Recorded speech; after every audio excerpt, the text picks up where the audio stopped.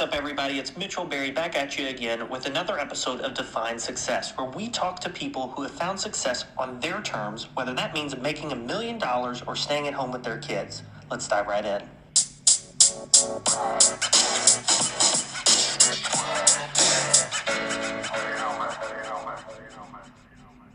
So Mom said, she said she wasn't going to go all godly on me this time, even though she wanted to. So there's that. Yeah. But she said that success is, what did she say? Must have been really impressionable. It was very much like mine. I was trying to get it the same, or not the same. She was just talking about how success, you can't like just measure in one way, but it's about finding happiness. Yeah. And being, how did she, I can't remember, pretty much what she said. This is going to be my answer. Oh, I am so my mom. But that being content with your life and what God gave you. Yeah. Once you figure that out and figure out how to be content with it, that to her is success, which I kind of agree with, because, I mean, everybody's idea of success is different, but I'm looking at success not just like in a business, but in life. Mm-hmm. And for me, it's all about figuring out how to be happy and content. Okay, we can wrap this up. We're done. Well, hold on. That's just my mommy. Kidding. What'd your mom do? She's secretary at a church. Okay. So yeah, that's why she didn't go godly on me, but she wanted to go more into it. Dad grew up on Westerns. John Wayne is on Western. I was like, what do you mean he grew up on Westerns? Western movies. Yeah, and I did too. So I also got major respect for my dad's answer. But he said that it depends on the stage of life that you're in. He said at my stage of life that for me, success is knowing that my children are healthy and normal, good people, and that my grandchildren are on the right path to becoming healthy, happy people too. That's so sweet. I know, isn't it? He's a good old man. He is. And then he quoted... I'm assuming so, based on what you just said. I have no idea, actually. But... No, he's like, seriously, the greatest man of all time. Ask anybody. Even Alex. Alex is, he quoted... Davy Crockett, I think.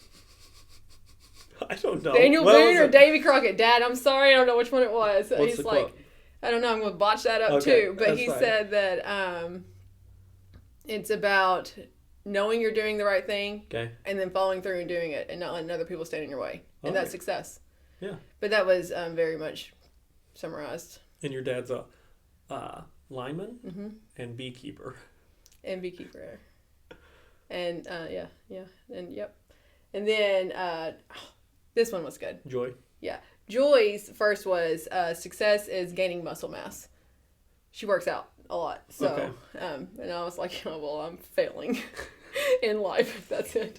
But she said that she remembers when her grandmother died, there was a line out the door for the visitation for hours. Like people that had just been touched by her grandmother. And her grandmother was a really quiet lady who just took care of others. And for her, success is leaving that legacy of, even though you're not maybe famous or right there in front of everyone, I'm talking to you like you're here, but there you are. But success is leaving a legacy that people knew that you were a good person taking care of others. Okay. And I kind of summarized that. I think that's what she meant. And then her husband, who is a veteran and detective, said, success is changing my family tree and leaving a legacy. It's also not met at some specific milestone. It's just realized over time. It's freaking wise, right? Changing the family tree. Yes. So is do you know anything about his family? I know a little bit. Was it, he wants to change it? He has had a very successful life with what his goals were with that. Because I think some people have great upbringings and success wouldn't be changing their family tree. Right. True. Yeah. Yep. That is a very observant point you made. I think that's rare, though. That's far and few in between. Like, I think all of us have something that we would want to change. Like, I think my parents and family did a great job, but there's still stuff that I want to change for our kids. Like what? Oh, don't ask me that. I don't know. I think my parents, they did a great job. They're a bit stressful people. Like, they take a lot on their shoulders and get very stressed about it all. So they become very anxious. Does that make sense? Yeah. Mm-hmm. So, like, I think that led them to do really great things, but at the same time, like, I saw the weight of everything on their shoulders. And so they were always in a constant state of stress. Yeah, and even if they felt like they weren't, I think they still were. So, like, for me, I mean, I have, and I'm not going to blame my anxiety or whatever on them, but I have stressors or whatever. But one of my goals is to each and every day, like, push that to the side as much as I can, which is not very, like, I don't do that very often, but it's to, like, every day become less of a stress person and trusting that God will take care of it all day in and day out. And then also allowing that to, like, then trickle down to our kids. Right. And what they see. Right. Because you're going to be stressed, but it's like not, and I think it's healthy for your kids, and this is me saying this, not having kids, so I guess it could change constantly, right? But I think it's healthy for your kids to see some stress because the way you deal with that is going to be the way they deal with it, or that's the example they see and that they're going to implement into their life. So there has to be some level of stress that they see and how you manage it because life's not easy. Right. But at the same time, like seeing it also just roll off or knowing like, yeah, this is a problem, but it'll get taken care of, I think is important. So parents did a lot of great things. Don't want to say anything that they like that says they didn't, but I looking back on it, I can see that they were stressed about this or that. So what's your definition of success with that then? Mine is, which this is more about you than me, but mine is, I don't know. I have a multitude I have multiple different definitions of success, I would say. Like in applications of life and that's yeah. So I do have a definition of like success that aligns with your typical business and whatnot. So like I'm trying to create a business, trying to create a lifestyle that has passive income and active income to allow us to afford luxuries in life that we like. Right. And so if I can get to the point, I've had a goal of a certain age where I could wake up and I don't have to go to work. We have enough money coming in passively that would take care of those bills. If I hit that point in life, to me, that's success. In one instance, but then there's a whole nother instance of success of being like, you could have no money, but if you're content, happy, you live a life that pleases the Lord and have good relationships and a great family, that's success too. I don't think if I had the money, right, doesn't matter if everything else is a mess. Right. So that's not really success. It's not about the money. Right. That's the next line of it? We ain't got no money. Yeah. Well, whatever it is. I can't remember. There's another part to that line. We just want to see the world change. There it is. Sing it. Okay. But I think, like, even if you do have the good relationships and stuff, like, I still want to go after a goal. And make the money. And make the money. Yeah, you know? I agree. So, but everyone's is different. I think that's good. I feel like I'm on the path of success. And it's not a financial success or anything right now, but what it has been for me, a personal goal, is to always, I start each day with my positive self-talk. There you go. Self-affirmations. Kind of, but it's really not even that. It's kind of like that, but not really. That's fine. But I always think my goal is to be content, confident, and calm. If you can be all three of those, I like it. Then you've had a successful day. So how often do you think you achieve? Well, you know me, Mitchell. Content, Am I calm? No, calm is not. Calm is not me. So that's my goal, but I'm on the right path, I said. Yeah. I feel like I'm working towards it, focusing on it, and that's been my goal for a few years now. But, life throws you curveballs. Yeah, okay. So let's rewind. So you grew up in Tennessee. Yep. And I always make fun of the accent that you bring with the Tennessee accent. Heritage. Grew up in Tennessee, became a teacher. Yep, math teacher. Run us through that. Okay, like my whole life? Okay. Yeah, well, what led you into teaching? Like, what was the purpose of pursuing teaching? Why'd you go after that? I like helping people. I love helping kids and helping them achieve what they think they can achieve. Yeah. Math is difficult. For me, it's not. But I was able to describe it in a way to kids where they were able to see it in a non-difficult way. So, I was just naturally good at it. Yeah. So I went into teaching, one, for that, and two, because for me, part of success, because I haven't actually given my definition of success, because there's not just one, but like part of success is was hoping to be a mom and so I chose a career that would give me time with children in the future if I was able to have children. I have 2 children. I've been very blessed, and I got to spend time with them. But that was part of the reason I went with teaching, is because it offers for a mother, if that's part of what you want in life is to be a mother, it gave me summers off to be with them and get to focus on them. Yeah. But that was all fun and good, and I enjoy teaching. I still sometimes miss that I'm not making an impact with the youth, but there's time for that later in life.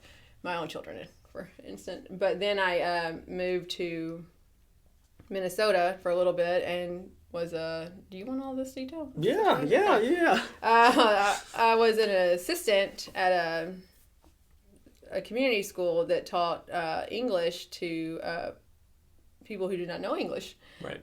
Which ESL, right? Yeah, ESL. And I'm not an English person. I'm straight math, but I was able to take the teaching and description side of the things and do that and help. And that was a successful year in my life. That Minnesota was content, confident, and calm time period, because there's just a ton of good people there. If you've never been to Minnesota, dude, they are nice, and they like my accent. They thought it was nice. I've never been. Nice. Yes, nice. So then we moved to Evansville for my husband's job, and I was a stay-at-home mom because I found out I was pregnant. And so I was a stay-at-home mom for a little bit, and wasn't sure what to do with my life, but I was pretty sure at that point that I didn't want to go back to teaching. Why? Well, children are draining. Yeah.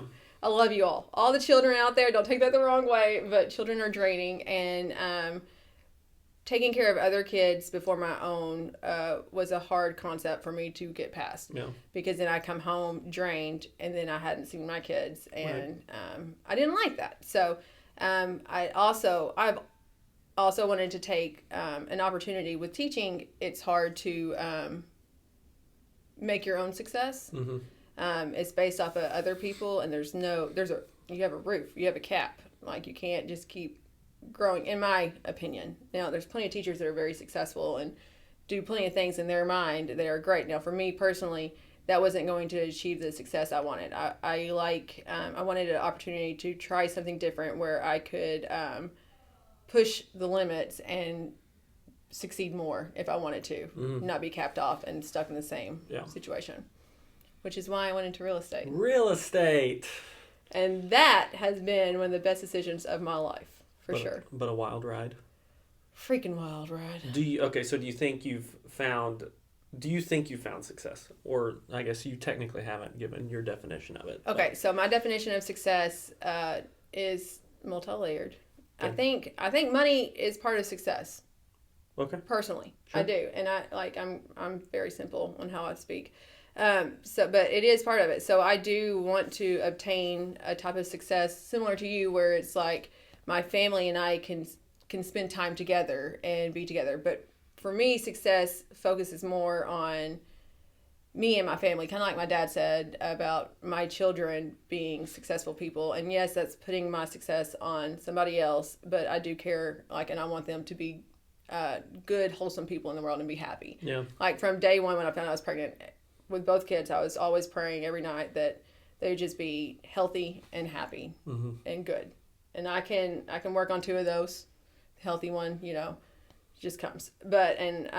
So that was, for me, success is my children being healthy and happy and good, being able to afford for them to get to do some fun things in the world, and me spend time with them and not be working so hard all the time that I can't be with them. That's not successful, in my opinion. But happiness. Success for me is finding that happiness, whatever it is for you. So what happens, though? And I don't want to talk about worst case scenario or whatever, but because you can raise your kids the best way that you know how. Right. And this is worst case scenario, but Jeffrey Dahmer, his parents were trash parents based on the short documentary that I watched. But either way, I'm sure they had no idea that he was going to turn out like the psychopath that he did. So what if your kid does turn out to even nothing like Jeffrey Dahmer, but even just a dud? Yeah. What if he turns out to be a dud? Stays with me till he's 40. So does that change your definition of success, or do you just find yourself not successful? Dang, that is a great question with no good answer because, again, success is multi-layered. Yeah. So that's one area that did not. I will have ended up. I won't because my kid's freaking awesome. Both of my kids, but if that what scenario was to happen, then that would be an area that I was not successful in. It doesn't mean that sometimes in life you're not successful not because you didn't try.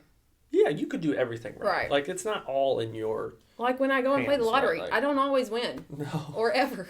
But it doesn't keep me from trying. Sure. You know, or paying money to hopefully win. Yeah. So who do you look up to? Who would you say is, like, a very successful person that you're like, they've got it figured out? That's what, if I could replicate everything, I would replicate that person's life. That's a tough one, isn't it? That's a tough one. Jenny Jones. You're not going to know her. And that is no idea who that Jenny is. Jones is someone who I grew up with. She's a lady at church back home. Okay. She actually helped at my wedding and helped let me pick flowers because we just went to the neighborhood in the community and picked flowers from people and had those were our flowers in the wedding. Yeah. She is a good woman, but she has this energy about her that's very happy all the time, with a little bit of weirdness. And I don't mean that rude. Like, she is just quirky, and I love it. Like we are. Like, happy, and just she figured out how to be her, be good, and be happy. Yeah. So for me, that she was someone that I've always looked up to as like, okay, you are successful, and she doesn't have a mansion. Yeah. She has a garden. Yeah. And that was, for her, that was what she wanted and needed. And I love that. Yeah. I love that she was happy and content with her life that God gave her right there in that moment. Well, if you let your happiness be defined by other people's choices or like their views of you, you'll never, ever be happy. You know Gary Vaynerchuk? Gary V? No. Oh, man, I love him. So Gary V's like big business guy, and like a ton of people out there probably hate him and despise him for what he is, but he's just super energetic, works these long days. And he's honest, though. He's like, this is not for everyone. Like, if you want to go take vacations, but you're okay with not growing your business as much, that's fine. Just know that that's what you're trading off, right? And I hadn't like subscribed to his notifications, text messages or whatever. And one came out the other day that said, like, don't let one no define you, basically. If you want something, 1 no, 10 no's, 20 no's shouldn't get in the way. But so many people, based on a reaction of, I call someone, they hang up on me, that's affected my whole day sometimes, And if you do that, if you let one person's opinion or one person's reaction to you affect not only your day, but then your whole life, you live a life that's pretty depressing. Yeah. So I think, but it's a skill. Like, how many people do you know that they don't care at all what other people think of them? I know a few. But not many. But those people a lot of times are the happiest people you meet. Yeah, because they've learned to just brush it off. Yeah. And they're doing There's a children's book about that. Is there? Yeah. Yeah. Okay. So teaching real estate, how's real estate been? You're ways in now. Yeah. You're not brand new. You've got quite a few deals. I've been doing this for days. You got quite a few deals under your belt. How's it been? How's it been success-wise? No, just how's it been? Dude, I love it. Yeah. I love it. I love the... I like the whole trying to just get it to happen. Get it to happen. And then you got all the work. Thank you, Peyton, for helping on the back end and all that stuff. But I love this is probably not where we're meant to go with this, but my favorite part about, I don't care, and we'll do it anyway. Favorite part about real estate is getting to meet the people and like getting to learn about them and then kind of reading them and seeing what they like and don't like, and then just seeing the emotions when they go into the house and everything. So I would kind of similar to teaching, like I liked getting to guide and help with that. So I like real estate and getting to do that part of it, especially, and getting to connect with people. So it's still giving me a chance to feel like I'm helping others with a big thing in life, like education. It's very important. Yeah. So like I always kind of thought I was helping out. Someone's buying a home and getting a good home and everything. And so I love that I'm able to like help them find that right place and work hard for it. And then I love that I can work hard and make more sales it's not like Right. with teaching, you work hard. It's the same pay all the day. Right. Your Every day. destiny's in your hands. With, with that. real estate, depending on if I want to work harder, if I don't, I could make more or make less. Yeah. For what I need to do in life. Which is why so many people don't make it in real estate, is because they get into it and they realize, like, this is a crap ton of work, and they're not willing to do the work for it, and then they flake out on it. So you've been selling. You've been doing this for quite a few days too now. Quite a few days. Quite a few. How many are we at now? Do you got any idea? We're coming up on 5 years. This year we'll hit my 5 year. Okay, that's quite a bit. So what do you think? I like it. Yeah. Now, like, people who say, I don't. Okay, this is probably controversial. Dream job doesn't exist. It's a job. It's a job. If anyone says, like, oh, going to work isn't work, bull crap. Like, unless you found some magical scenario, inevitably it's still work. Unless you love work. Like, And you love work. Well, yeah. So I don't know about loving work. It's work, right? Like, there are people who love working out, but do they actually love it? Like, or do they love the benefits that come from it? You know what I'm saying? Yeah, no, I get what you're saying. So, like, I enjoy working, right? And I do really like this job. There's no other job that I would prefer over this one. But if I had the choice to not work, would I not work? Absolutely. I'd go freaking travel the world and go see whatever I wanted to see. That being said, it is the best career path that I could imagine. Like you said, you get to help people. The homes are really cool. Some of them are really, really boring. But, like, then you walk into, like, a new construction or a historic home or whatever, and you're like, this is neat. Like, so you got the people, then you've got the actual product itself that's really cool. Every day's different. You get to meet a lot of interesting people, and you get a lot of interesting stories. I was going to say, you got some good stories. Yeah, and I wish I should have started, like, a notebook from forever ago and just wrote down, like, every ridiculous story I ever had. But yeah, I mean, it's a learning thing for me too, because, like, I struggle with rejection and people being rude and mean, like, because that's not me. Like, I'm a happy, cheery person, and when you're not that way back to me, it drives me nuts. So I don't think I was born to be in sales, but it's where I'm at. Like, my person, Seems to work. No, it works, but my personality, like most people who are in sales, like, and are successful at sales, are fairly non-emotional. Like, they can let stuff roll off of them. That's not me. I've pushed past that to make it work, but it's been great. Like, it's provided a lot of things that no other career path would.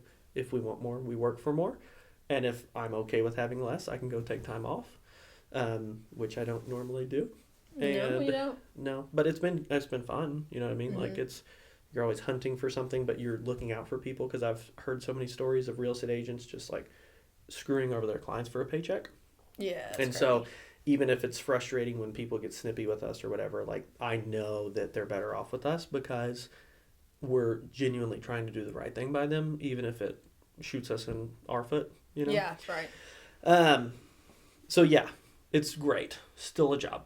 Yeah, still a job, but awesome. Anyone who gets into real estate thinking, like, it's going to be easy, all I have to do is open up doors and I'm going to love every day of it, like, no. Some of those doors you can't even get open. No, you can't. And then when you do open the door, you don't know what you're going to find. You want to go back out of it. Yeah. So, speaking of crazy stories, if you have one craziest story that you've experienced up to this point in real estate, what is it? I'm afraid to tell it. I think I know what it is. You know what it is. I know. We gotta hear it. Which one do you think it is? I'm thinking it's conspiracy theory, man. Yes. All right, give us the rundown. I'm afraid you might. So you went that. That's fine. That'll be hilarious.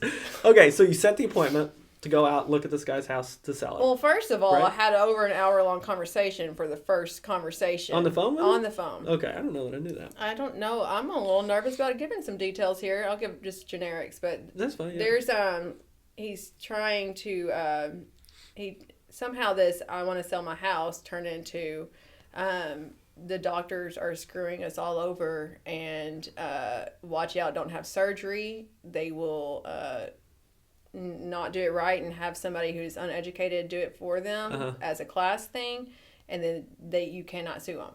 So this guy has been calling the FBI. Nice. For months Okay. every day, supposedly. Yeah. And trying to get this all figured out because he thinks it's a big conspiracy, not just like one person, but Okay. like everything. So and there's more to it, but Yeah. the gist is and he's banned from all the courthouses around because he was like Nice. trying to go into those. Yeah. Getting off the phone, I was like, okay, this is going to be a doozy, but I want to see if I can make something work out of this because, again, it's a house to sell, right? Yeah. And he needs help. And even no matter the situation, it's somebody that could possibly need help selling something or Right. getting in a better situation than they are. So I'm going to give them the benefit of the doubt You and want to help try. him. Right. Yeah, absolutely. Well, wish I hadn't. I went to this house. It was missing siding on 2 sides of it. Okay. There was trash everywhere. No lights on. I walk in, and I asked if I could turn a light on, and which he did. Very nice person. Just Yeah. he was very nice. But first thing I see when I walk in is a king size bed in the living room, and a shotgun on the bed. And shotgun shells scattered on the floor. Yeah. And so I asked him, I was like, oh, you go hunting. I'm just trying to like point out there's a freaking gun Right. on the bed Right. pointing at me when I walk into this house that I'm at. Let's just get this cleared away right now. And he said, oh, I don't own any guns. So when you told me this story, I thought you meant that you asked that and then walked into another room and saw the gun. No. But you walked in and saw the gun and said it, and then he claimed he didn't have it even though it was right there. Yeah. But at that point, I'm in this dark, creepy house already. Yeah, what are you going to do? The damage is done. Like, Yeah. I'm either going to get shot or I'm going to schmooze my way out of this. But did he realize there was a gun there? I don't- Or he thought he had to I put don't it think away? he's totally with reality. Yeah, So, that's true. That's true. So anyway, the house needs a lot of work. And we go through it and we're seeing even more that's just entertaining. And he then tells me, I'm trying to leave because this has gone on for over 45 minutes now and it's not that big of a house. And I'm trying to get out of there, tell him I have another appointment. And he's like, hold up, I got to blow your mind. I'm like, please don't. Please don't blow my mind. That could be taken in so many different wrong ways. Pulls out a box of light bulbs, Okay. blocks me in. And says, Because you tried to get out the door. I was trying to get out, and he's like, hold on, I gotta blow your mind. And got the light bulbs, got in front of me, Yeah. pulls one out and says, look in there. And I look into a light bulb because, I mean, It's at a this light point, bulb. I just want to get out of the house. Right. I'm gonna do what he says. And he says that there's a microphone and a camera in this light bulb, and he had all these light bulbs out, and then there was one I still don't understand, which maybe I misunderstood something, but there was one light bulb that had a circle wire in it, like it was like an old school Edison kind of light bulb. Mm-hmm. And he said, you see that? That's a circle. And I'm like, I see it. He's like, yeah, it shouldn't be a circle. I'm like, okay. Like, Oh, God. so eventually I did, after I looked at all his light bulbs and agreed with him that the government's spying on him. I don't think I was going to be able to leave until I agreed that the government was spying. Sure. So I agreed with him and got out of there and called you and said I quit. There you go. But you didn't. But I didn't. No. But that was it. But see, that's the was stuff. fun. If you didn't have those stories, I mean, Yeah, I got good drinking stories now. Go out and have a drink and be like, do you want to hear about yeah, this? exactly. Yeah. See, I think that's sad, but that's part of the reason I probably love real estate is I can always be like, you won't believe what happened today. Yeah, it is fun know? to have good stories. What's Yeah. yours? Oh gosh, I don't know. I've got 3 probably that are all kind of ridiculous. I got attacked by a cat at one house, but I managed to, or it tried to attack me. I won, and I shoved it in a room and shut the door. That was a ridiculous story, but I think the craziest one was probably the one that happened a few weeks ago. Yeah. So you gotta tell this one. So I go to this lady's house. She was a lady. She's in a wheelchair, and so I was knocking on the door, waiting for her to get there. Waited like 10 minutes probably, and I'm like, well, maybe she's not home. Leave, call her. She calls me back. I go back. Wait a few more minutes. She comes, opens the door. Every light is out. Every single light's out. What's up with the darkness? I don't know. And so she had come down this hallway that was completely pitch black. And same thing, like, can we flip the light on? Because once this door shuts, we're not going to be able to see anything. Flip the light on. And she starts asking where everything in her house has gone or where it came from. So she's like, where'd my table go? And I'm like, I don't know. I've never seen your table. There's one back there. And she's all confused. Then we go in the living room where there's all this stuff, and she's like, where'd all this stuff come from? And I'm like, I don't know. And where'd all my light switch plate covers go? What happened to my doorknobs? Wasn't there like a baby? Like there was like all baby on gear? On the way out, and thankfully I had already opened the door, but there was all this baby stuff by the front door, and how she didn't notice it when I came in, I don't know, but she goes, I don't have a baby. Where'd all this baby stuff come from? Which was like the creepiest way to end the whole meeting. But when I walked into her kitchen, the rest of the house was fine, right? It needed some love, but it was some fine. love. It It needed a little bit of love, but it was fine. You know what I mean? Nothing too crazy. Honestly, like an investor's dream probably, because it needs updating, but it wasn't like falling over until you walked into the kitchen. And it was, have you seen Stranger Things? No, that's too creepy for me. Okay, so Stranger, but you've seen the like trailer and stuff Yeah, where like enough to stuff's know it's like really creepy growing, and like weird. plants are growing all over stuff. It was like that, but it was mold on the ceiling of her kitchen, to the point where it was hanging off by probably 4 inches, like just. So I stepped in the kitchen and I stepped on something like wet, and I'm like, what the heck? And I look up and I'm like, what is going on? To the point that this has been going on for years. Not weeks, not months, and she had no idea. And unfortunately, it's probably because she had a refrigerator in her bedroom, and she's wheelchair bound, and I don't think she really has anyone helping her. So she probably hadn't been in that kitchen for years. Because she said she didn't know anything. But she wanted me to go to the basement around this big dog carrier, but lights aren't switching on, and she's confused where all this stuff went. Don't go in the basement. I didn't go in the basement. I left. But yeah, it's those situations like you feel bad for them, because it's just, I mean, it's a bad situation. It's a bad situation, but at the same time, you gotta be careful. Yeah, because you don't know. I mean, there are people who, especially realtors who own property and stuff, that have gotten shot going to pick up rent. Yeah. Yeah. I didn't even know that. But it's you get the fun stories of the crazy cats attacking me. Like, that's a fun story to retell. And then the client got me a framed picture of the cat at closing. I found it the other day. It's hilarious. So you should put it in the office. I should put it in the office, yes. But it's good. So, for anyone listening, if they want to buy a home anywhere or sell a home, but especially in the Evansville, Indiana, Southern Indiana area, how can they get a hold of you? They can call us. They can call. You want me to say the number? Yes. Here we go. 812-315-3850. There you go. I got it memorized now. Yes. Took me long enough. We love talking about success, but more than that, we love talking about buying and selling real estate. So if you're looking to buy and sell anywhere, you can give us a shout. We're happy to help. Other than that, Peace out. Peace out. See you later.